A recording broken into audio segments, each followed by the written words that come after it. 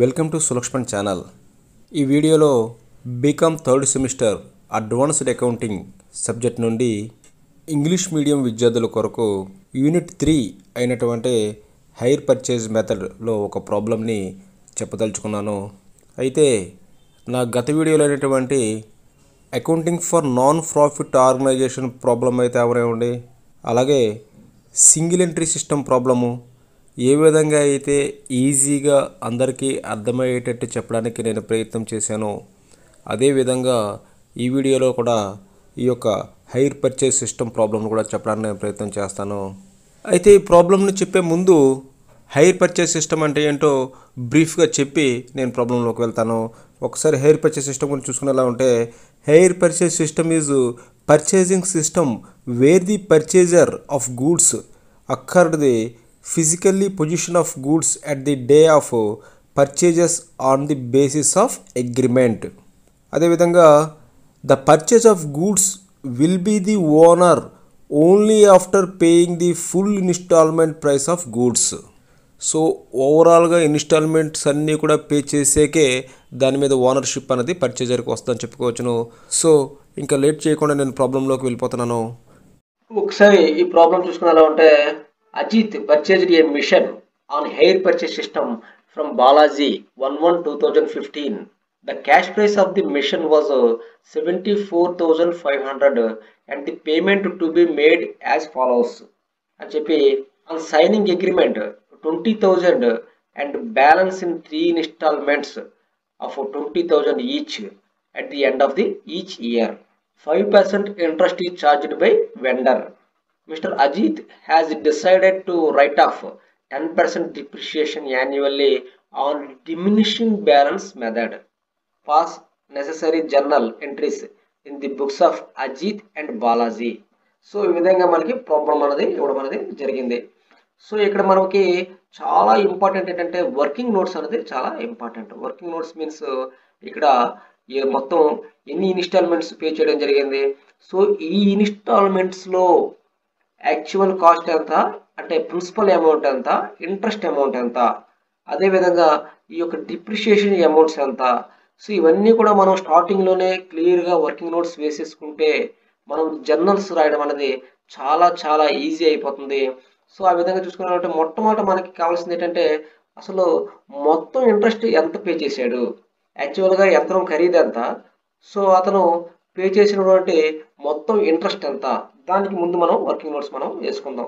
Calculate total interest అని చెప్పి ఈ అజిత్ ఇమీడియట్గా అట్ ది టైమ్ ఆఫ్ సైనింగ్కి పే చేసింది 20,000గా మనం చెప్పుకోవచ్చు. అదేవిధంగా మనకి ఈ ఫస్ట్ ఇన్స్టాల్మెంట్లో మళ్ళీ 20,000 అంటే 31/12/2015, అదేవిధంగా సెకండ్ ఇన్స్టాల్మెంట్లో 20,000, అదేవిధంగా థర్డ్ ఇన్స్టాల్మెంట్లో 31/12/2017 20,000 పే చేయడం అనేది జరిగింది. సో ఇమీడియట్గా at the time of signing time plus 3 ఇన్స్టాల్మెంట్లు మొత్తం కలుపుకొని 80,000 అజిత్ పే చేయడం జరిగింది. కానీ యాక్చువల్గా మిషన్ యొక్క యాక్చువల్ కాస్ట్ ఎంత అని మనం చూసుకున్నారా అంటే 74,500 అని చెప్పి ప్రాబ్లంలో ఇవ్వడం జరిగింది. సో ఆ విధంగా చూస్తే టోటల్ ఇంట్రెస్ట్ మనకి క్లియర్గా అర్థమవుతుంది. ఎంత టోటల్ ఇంట్రెస్ట్ అని చూసుకున్నారా అంటే 5,500. సో ఇక్కడ మనము ఈ విధంగా టోటల్ ఇంట్రెస్ట్ ఎంత అనేది మనం కాలిక్యులేట్ చేయడం అనేది జరిగింది. ఇక్కడ మళ్ళీ మనము వర్కింగ్ నోట్స్ అనేది వేయాలి. ఏ విధంగా cash price, interest to be paid 5%, principal amount ఎంత, లేదంటే అమౌంట్స్ ఆఫ్ ఇన్స్టాల్మెంట్స్ ఎంత. సో ఈ విధంగా మనం వర్కింగ్ నోట్స్ ఎప్పుడైతే మనం వేసుకోగలిగామో మనకు క్లియర్గా అండర్స్టాండ్ అవుతుంది. అదేవిధంగా మనకి జర్నల్స్ రాయడం కూడా చాలా ఈజీగా మనం అయిపోవడం అనేది జరుగుతుంది. సో ఆ విధంగా మనం చూసుకున్నారా అంటే ఒకసారి ఇక్కడ చూడండి, అజిత్ పర్చేజ్ ఏ మిషన్ అని చెప్పి 74,500 రూపీస్కి 1/1/2015 పర్చేజ్ చేయడం జరిగింది. At the time of signing అంటే అదే డేట్న మనము 20,000 అజిత్ పే చేయడం అనేది జరిగింది. సో ఆ విధంగా చూసుకునేలా ఉంటే ఇక్కడ క్యాష్ ప్రైస్ 74,500, అదే డేన 20,000 పే చేయడం జరిగింది కాబట్టి ఇంకా రిమైనింగ్ అమౌంట్ ఎంత అని చూసుకునేలా ఉంటే 54,500గా మనం చెప్పుకోవచ్చును. సో ఈ 54,500 మీదే మనము ఈ యొక్క ఇంట్రెస్ట్ అనేది క్యాలిక్యులేట్ చేయాల్సిన అవసరం ఎంత ఉందని మనం చెప్పుకోవచ్చును. సో ఈ మిషన్ని 1/1/2015 పర్చేజ్ చేయడం జరిగింది కాబట్టి 31/12/2015ని మనము ఇంట్రెస్ట్ అనేది క్యాలిక్యులేట్ చేయాలి. ఇక్కడ బ్యాలెన్స్ 54,500 మీద ఇంట్రెస్ట్ క్యాలిక్యులేట్ చేస్తే 54,500 ఇంటూ 5/100. సో ఆ విధంగా మనం చేసినట్లయితే మనకి ఇంట్రెస్ట్ అనేది 2,725 రావడం జరిగింది. ఇది 31/12/2015 మనం క్యాలిక్యులేట్ చేసాం. అయితే ఇక్కడ యాక్చువల్గా ఇన్స్టాల్మెంట్ అమౌంట్ ఎంత? 20,000. దానిలోని ఇంక్లూడ్ అయినటువంటి ఇంట్రెస్ట్ ఎంత అని చూసుకునేలా ఉంటే 2,725 రూపీస్గా మనం చెప్పుకోవచ్చును. సో అటువంటిప్పుడు ప్రిన్సిపల్ అమౌంట్ ఎంత అవుతుంది అని చూసుకునేలా ఉంటే ఈ 20,000లోంచి ఈ యొక్క ఇంట్రెస్ట్ని తీసేస్తే ఆటోమేటిక్గా అది ప్రిన్సిపల్ అమౌంట్గా అవుతుంది. So 20,000 minus 2,725. సో ఆ విధంగా చూసుకునేలా ఉంటే 70,275 రావడం అనేది జరిగింది. ఇక్కడ 54,500లోంచి ఈ 17,275ని లెస్ చేసేస్తే 37,225 రావడం అనేది జరిగింది. సో మళ్ళీ మనం ఇంట్రెస్ట్ క్యాలిక్యులేట్ చేయాలంటే దేని మీద క్యాలిక్యులేట్ చేయాలి అంటే ఈ బ్యాలెన్స్ మీద చేయాలి. సో 37,225 ఇంటూ 5/100 అని చెప్పి 31/12/2016 మనం ఇంట్రెస్ట్ అనేది క్యాలిక్యులేట్ చేయాలి. సో ఆ విధంగా మనం క్యాలిక్యులేట్ చేస్తే మనకి 1,861 రావడం అనేది జరిగింది. సో ఈ 1,861 అనేది 31/12/2016 ఇంట్రెస్ట్గా మనం చెప్పుకోవచ్చును. సో మనకి ప్రిన్సిపల్ అమౌంట్ రావాలంటే ఇప్పుడు మనం చెప్పుకున్నదే మనం పే చేసినటువంటి ఇన్స్టాల్మెంట్ 20,000లోంచి ఈ 1,861 లెస్ చేసేస్తే ఆటోమేటిక్గా మనకు ప్రిన్సిపల్ అమౌంట్ రావడం జరుగుతుంది. సో అది చూసుకునేలా ఉంటే 18,139 అని చెప్పి మనం చెప్పుకోవచ్చును. సో దాన్ని కూడా మనము లెస్ చేసేస్తే ఇంకా రిమైనింగ్ బ్యాలెన్స్ 19,086 రావడం అనేది జరిగింది. సో మళ్ళీ మనకి థర్డ్ ఇన్స్టాల్మెంట్ పై లేదా 31/12/2017 పై ఇంట్రెస్ట్ని ఏ విధంగా క్యాలిక్యులేట్ చేయాలంటే ఈ 19,086 ఇంటూ 5/100 అని ఎట్టి పరిస్థితుల్లో కూడా చేయకూడదు. అందువల్ల ఈ వర్కింగ్ నోట్స్ ఇంత క్లియర్ కట్గా వేయడం అనేది జరిగింది, ఇంత క్లియర్గా ఎక్స్ప్లెయిన్ చేయడం అనేది జరుగుతుంది. ఎప్పుడైనా గుర్తుపెట్టుకోండి, ఇక్కడ 3వ వాయిదా అంటున్నాను కానీ ఆఖరి ఇన్స్టాల్మెంట్ అంటే లాస్ట్ ఇన్స్టాల్మెంట్, ఇక్కడ థర్డ్ ఇన్స్టాల్మెంట్ అయింది. ఒకవేళ 5 ఇన్స్టాల్మెంట్స్ ఉన్నాయనుకోండి, 5th ఇన్స్టాల్మెంట్ అనేది లాస్ట్ ఇన్స్టాల్మెంట్ అవుతుంది. కాబట్టి ఇక్కడ థర్డా, ఫోరా, 5th అంత కాదు, లాస్ట్ ఇన్స్టాల్మెంట్ తాలూకా ఇంట్రెస్ట్ ఇప్పుడు కూడా రిమైనింగ్ బ్యాలెన్స్ అడ్జస్ట్ చేసి ఆ అమౌంట్ అనేది వేయాలి. సో ఇది మీకు కొద్దిగా కన్ఫ్యూజ్గా ఉంటుంది కాబట్టి దాన్ని కూడా నేను చాలా డీటెయిల్డ్గా మీకు ఎక్స్ప్లెయిన్ చేయడం జరుగుతుంది. ఒకసారి మనం చూసుకునేలా ఉంటే 31/12/2017 ఇంట్రెస్ట్ని మనం ఏ విధంగా క్యాలిక్యులేట్ చేయాలి అని ఒకసారి చూసుకునేలా ఉంటే how to calculate interest on last instalment అని చెప్పి మనకి ఈ టోటల్ ఇంట్రెస్ట్ మొట్టమొదటి మనకు కావాలి. సో ఈ టోటల్ ఇంట్రెస్ట్ కావాలి కాబట్టి మనము ఆల్రెడీ ఇది చేయడం అనేది జరిగింది. టోటల్ ఇంట్రెస్ట్ ఎంత అని చూసుకునేలా ఉంటే ఇక్కడ చూడండి, టోటల్ ఇంట్రెస్ట్ అని చెప్పి 5,500 మనం లెక్క కట్టడం అనేది జరిగింది. సో ఇక్కడ టోటల్ ఇంట్రెస్ట్ 5,500. సో ఫస్ట్ ఇన్స్టాల్మెంట్లో ఇంట్రెస్ట్ రూపేనా ఎంత చెల్లించాము అని చూసుకునేలా ఉంటే 31/12/2015 2,725 రూపీస్ చెల్లించడం అనేది జరిగింది. సో అదే విధంగా సెకండ్ ఇన్స్టాల్మెంట్లో ఇంట్రెస్ట్ ఎంత చెల్లించాము అని చూసుకునేలా ఉంటే మనకి 31/12/2016 1,861 చెల్లించడం అనేది జరిగింది. సో ఈ 2 ఇయర్స్కి కలిపి మనము 4,586 చెల్లించడం అనేది జరిగింది. సో టోటల్ ఇంట్రెస్ట్ 5,500, ఆల్రెడీ మనం చెల్లించింది 4,586. సో రిమైనింగ్ ఇంట్రెస్ట్ ఎంత అని చూసుకునేలా ఉంటే 5,500 మైనస్ 4,586 అని చెప్పి వేస్తే 914 రూపీస్ రిమైనింగ్ బ్యాలెన్స్ రావడం జరుగుతుంది. సో దానినే మనము ఇక్కడ మనము ఇంట్రెస్ట్ కింద వేయాలి. సో ఆ విధంగా చూస్తే 940 రూపీస్ ఇంట్రెస్ట్గా మనం వేయడం అనేది జరిగింది. సో ఇక్కడ మనకి ఇంట్రెస్ట్ వచ్చేసింది 914 అని చెప్పి. సో ప్రిన్సిపల్ అమౌంట్ అంతా చూసుకునేలా ఉంటే 20,000 మైనస్ 914. సో ఆ విధంగా చూస్తే మనకి 19,086 రావడం అనేది జరిగింది. సో ఇక్కడ చూడండి, అందుకనే మనకి క్లియర్ కట్గా క్యాష్ ప్రైస్ అనేది సరిపోయింది, నిల్లు వచ్చింది. సో ఓవరాల్గా ఇంట్రెస్ట్ కూడా మనము 5,500 క్యాలిక్యులేట్ చేసాము, అదేవిధంగా ఆ అమౌంట్ కూడా మనకి సరిపోయింది. సో ఈ విధంగా మనం వర్కింగ్ నోట్స్ వేయడం వల్ల మనకు వచ్చినటువంటి లాభం ఏంటంటే ఈ జర్నల్స్ అన్నది చాలా ఈజీగా మనం చేసుకుని వెళ్ళిపోవచ్చు. సో అదేవిధంగా మళ్ళీ చూసుకునేలా ఉంటే mister Ajit has decided to write off 10% depreciation annually అను డిమినిషింగ్ బ్యాలెన్స్ మెథడ్. ఇది కూడా మనం వర్కింగ్ నోట్స్లో చేసుకుంటే మనం జర్నల్స్ చాలా ఈజీగా చేసుకుని వెళ్ళిపోవచ్చు. సో ఆ విధంగా చూస్తే మనకి ఇక్కడ ఈ క్యాష్ ప్రైస్ అని చెప్పి 1/1/2015ని 74,500కి మనం పర్చేజ్ చేయడం జరిగింది. సో ఫస్ట్ ఇయర్ ఎండింగ్ అంటే 31/12/2015 10% డిప్రిషియేషన్ లెక్కిస్తే 74,500 ఇంటూ 10/100. సో అదే చూసుకుని ఎలా ఉంటే 7,450 రావడం అనేది జరిగింది. సో మళ్ళీ నెక్స్ట్ ఇయర్ ఏ విధంగా లెక్కించాలి అని చూస్తే ఇక్కడ చాలా ఇంపార్టెంట్, అంటే ఇది ఏ మెథడ్ అని చాలా ఇంపార్టెంట్. సో ఇది డిమినిషింగ్ బ్యాలెన్స్ మెథడ్ కాబట్టి వచ్చినటువంటి బ్యాలెన్స్ మీదే మనం కాల్కులేట్ చేయాలి.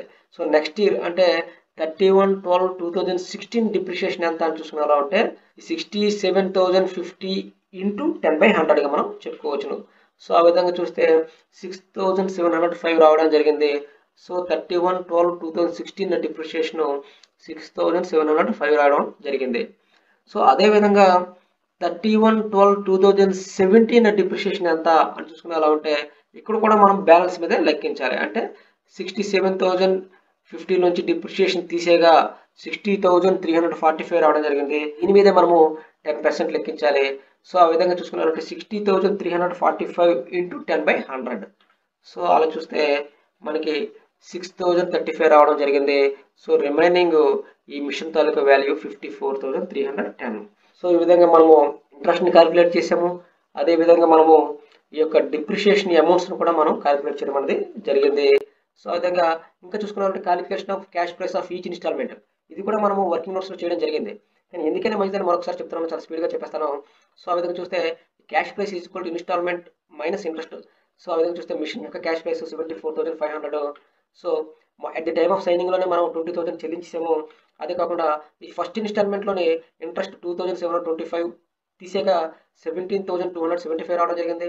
అదేవిధంగా సెకండ్ ఇన్స్టాల్మెంట్లో 1,861 ఇంట్రెస్ట్ తీసాక 18,139 రావడం జరిగింది.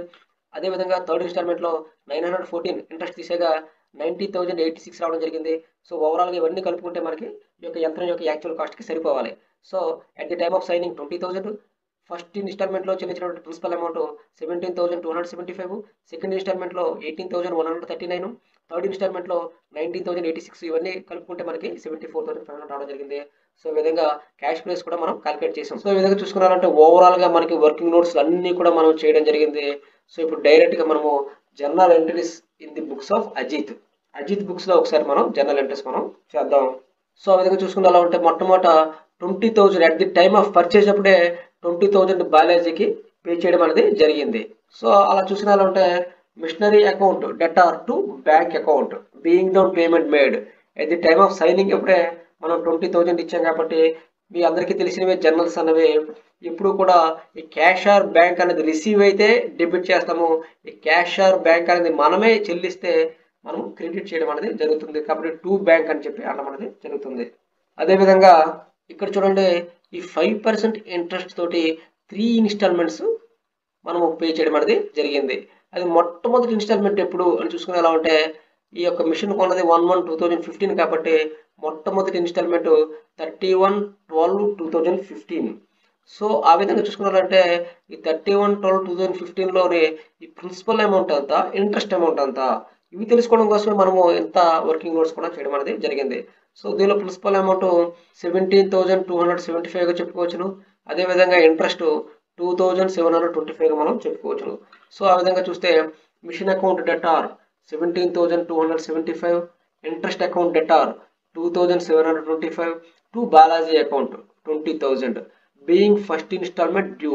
అంటే ఫస్ట్ ఇన్స్టాల్మెంట్ చెల్లించాల్సిన మొత్తంలో ఈ విధంగా మనకి మిషన్ అమౌంట్ ఎంత ఉంది, ఇంట్రెస్ట్ అమౌంట్ 2,725 ఉండడం అనేది జరిగింది. సో ఈ విధంగా మనం రాయాలి. అదేవిధంగా చూసుకోవాలంటే 31/12/2015 ఫస్ట్ ఇన్స్టాల్మెంట్ అమౌంట్ 20,000 చెల్లించడం అనేది జరిగింది. So Balaji account debtor to bank account being first instalment paid అని చెప్పి నరేషన్ రాసి ఈ 20,000 మనం వేయాలి. సో అదేవిధంగా మళ్ళీ మనం ప్రాబ్లమ్స్ చూసినా ఉంటే ఇక్కడ చూడండి mister Ajit has decided to write off 10% depreciation annually on diminishing balance method అని చెప్పి ఇవ్వడం అనేది జరిగింది. సో దానికి కూడా మనం వర్కింగ్ నోట్స్ అనేది క్యాలిక్యులేట్ చేసాము. సో ఇక్కడ ఫస్ట్ ఇయర్ ఎండింగ్ 31/12/2015 ఈ యొక్క డిప్రిషియేషన్ ఎంత అని మనం చూసుకునేలా ఉంటే 7,450 అని మనం చెప్పుకోవచ్చును.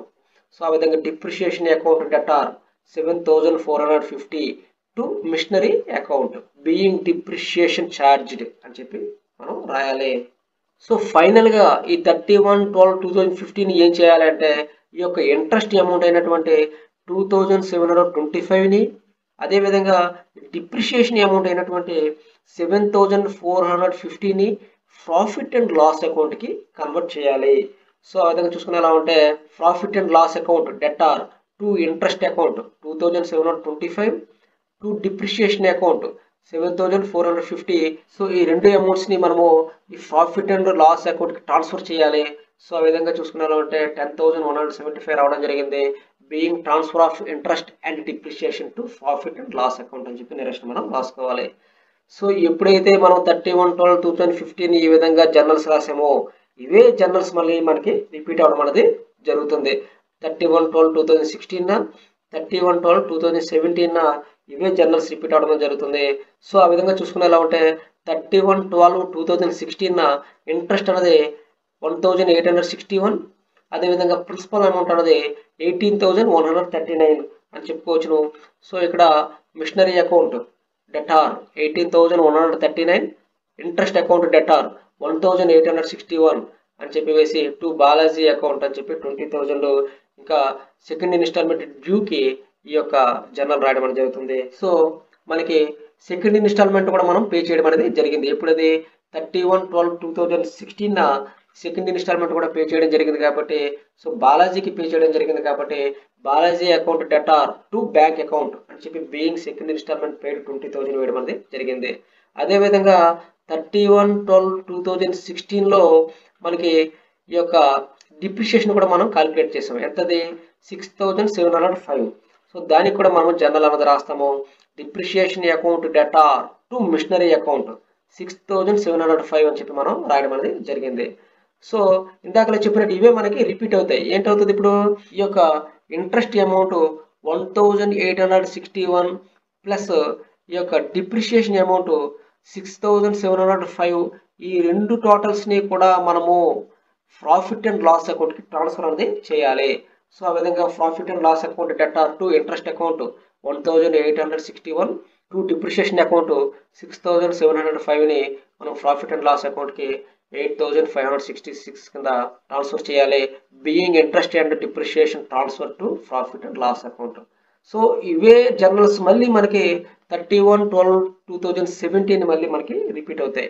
సో ఆ విధంగా చూసుకుని ఎలా ఉంటాయి ఇక్కడ 31/12/2017 ఇంట్రెస్ట్ 914, అదేవిధంగా ప్రిన్సిపల్ అమౌంట్ 19,086కి మనం ఆల్రెడీ వర్కింగ్ నోట్స్ మనం క్యాలిక్యులేట్ చేయడం అనేది జరిగింది. సో ఆ విధంగా machinery account debtor 90,086, interest account debtor 914. ఆ విధంగా చూస్తే టు బాలాజీ అకౌంట్ అని చెప్పి 20,000 వేయడం జరిగింది. థర్డ్ ఇన్స్టాల్మెంట్ డ్యూకి ఈ యొక్క జర్నల్ అనేది రాయడం జరుగుతుంది. సో మళ్ళీ మనకి ఈ థర్డ్ ఇన్స్టాల్మెంట్ అమౌంట్ కూడా మనం పే చేసేసాం. ఎంతది 20,000 Balaji account debtor to bank account. So ఆ విధంగా మళ్ళీ చూసుకునేలా ఉంటే ఇక్కడ మనకి 31/12/2017 డిప్రిషియేషన్ కూడా మనం క్యాలిక్యులేట్ చేయడం జరిగింది 6,035. సో దీనికి కూడా మనం జర్నల్ అనేది రాయాలి. So depreciation account debtor 6,035 to machinery account 6,035 being depreciation charged. So ఈ యొక్క ఇంట్రెస్ట్ని అదేవిధంగా ఈ యొక్క డిప్రిషియేషన్ని ప్రాఫిట్ అండ్ లాస్ అకౌంట్కి ట్రాన్స్ఫర్ చేసేస్తే ఈ యొక్క అజిత్ బుక్స్లో జర్నల్స్ అనేది కంప్లీట్ అయిపోయినట్లే. సో ఆ విధంగా చూసుకునేలా ఉంటే to interest account 914, to depreciation account 6,035 మనం చెప్పుకోవచ్చును. సో ఆ విధంగా చూస్తే profit and loss account debtor 6,949 వేయడం జరిగింది ఈ రెండు కలిపిన తర్వాత. So being interest and depreciation transfer to profit and loss account అని చెప్పి వేస్తే మనకి అజిత్ బుక్స్లో జర్నల్స్ అన్నీ కూడా అయిపోయినట్లే. సో ఇప్పుడు మళ్ళీ మనము journal entries in the books of Balaji. So ఈ బాలాజీ బుక్స్లోనే ఈ జర్నల్స్ మనం రాయాలి. సో ఆ విధంగా చూస్తే ఇక్కడ మనము బాలాజీ బుక్స్ రాస్తున్నాం కాబట్టి ఇక్కడ ఏమవుతుంది మనము ఇక్కడ అజిత్కి సేల్ చేయడం అనేది జరిగింది. సో అజిత్ దగ్గర నుంచి సైనింగ్ టైంలో 20,000 తీసుకోవడం జరిగింది.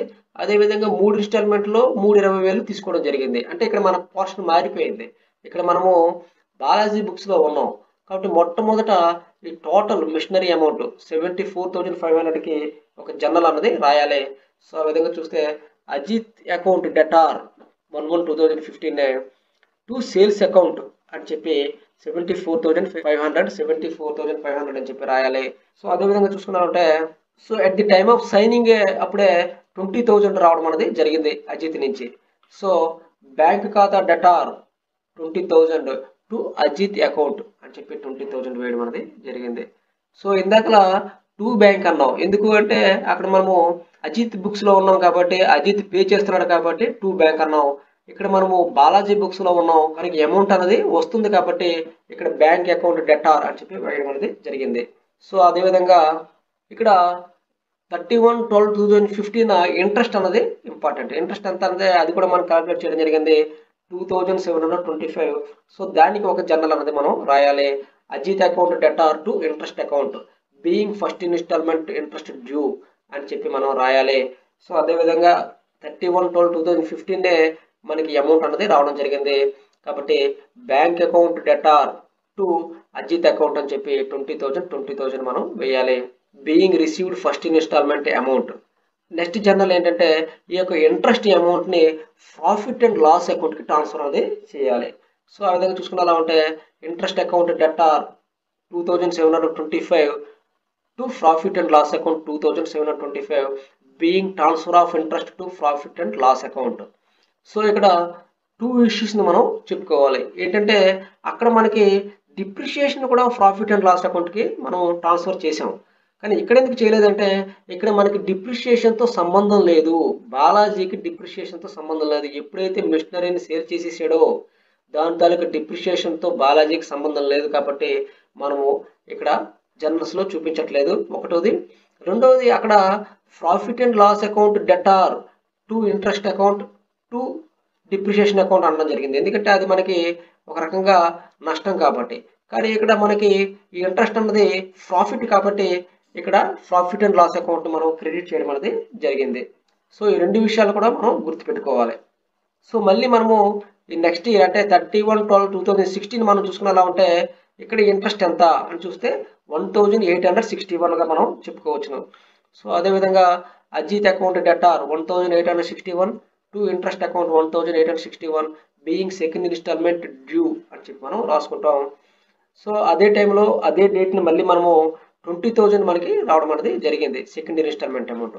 సో దానికి bank account debtor to Ajit account అని చెప్పి ఈ 20,000 వేయడం అనేది జరిగింది. So being received second instalment amount అని చెప్పి మనం డైరెక్షన్ రాసుకోవాలి. సో మళ్ళీ మీకు తెలిసిందే ఏంటది, ఈ యొక్క ఇంట్రెస్ట్ ని ప్రాఫిట్ అండ్ లాస్ అకౌంట్ కి మనం ట్రాన్స్ఫర్ అనేది చేయాలి. So interest account debtor 1,861 to profit and loss account 1,861. So ఈ మూడు జర్నల్సే మళ్ళీ మనకి 31/12/2017 మళ్ళీ మనకి రిపీట్ అవుతాయని మనం చెప్పుకోవచ్చును. సో 31/12/2017 ఇంట్రెస్ట్ చూసుకునేలా ఉంటే 914 రూపీస్కి మనం క్యాలిక్యులేట్ చేయడం జరిగింది. So Ajit account debtor to interest account 914 being third instalment interest due అని చెప్పేసి మళ్ళీ అదే డేట్ని మనకి ఆ థర్డ్ ఇన్స్టాల్మెంట్ అమౌంట్ లేదా ఫైనల్ ఇన్స్టాల్మెంట్ అమౌంట్ రిసీవ్ చేసుకున్నాం కాబట్టి దానికి journal bank account debtor to Ajit account being received third instalment amount అని చెప్పి వేయడం జరిగింది. సో మళ్ళీ యాజ్ యూజువల్గా ఈ యొక్క ఇంట్రెస్ట్ అమౌంట్ని ప్రాఫిట్ అండ్ లాస్ అకౌంట్కి ట్రాన్స్ఫర్ చేసేస్తే ఓవరాల్గా ఇక్కడ కూడా జర్నల్స్ అయిపోయినట్లే. అంతేకాకుండా ఈ ప్రాబ్లం కూడా మనకి కంప్లీట్ అయిపోయినట్టుగా మనం చెప్పుకోవచ్చును. సో ఆ విధంగా చూస్తే 31/12/2017 interest account debtor to profit and loss account అని చెప్పి 914 వేస్తే మనకి ఓవరాల్గా ఈ ప్రాబ్లం అంతా అయిపోయింది అని మనం చెప్పుకోవచ్చును. సో ఈ హైర్ పర్చేజ్ మెథడ్లోని ఈ జర్నల్స్ చాలా ఇంపార్టెంట్. ఈ 90% ఎగ్జామినేషన్లో అడగడం జరుగుతుంది. ఒకవేళ ఈ యొక్క లెడ్జర్స్ అడిగినప్పటికీ కూడా ఈ జర్నల్స్ ఎప్పుడైతే మనకు వచ్చాయో మనం ఈజీగా లెడ్జర్స్ అనేది రాయడం జరుగుతుంది. సో హైర్ పర్చేజ్ మెథడ్లోని మెయిన్ వర్కింగ్ నోట్స్ అంటే చాలా ఇంపార్టెంట్. అంటే how to calculate interest, how to calculate principal amount, how to calculate depreciation amount. So ఈ మూడు కూడా మనం వర్కింగ్ నోట్స్లో క్లియర్ కట్గా అర్థం చేసుకొని మనం ఎప్పుడైతే రాసేస్తామో ఆటోమేటిక్గా మనం జర్నల్స్ చాలా ఈజీగా చేయొచ్చు. ఇంకొక ముఖ్యమైన వీడియోతో మళ్ళీ మీ ముందుకు వస్తాను. Thank you very much.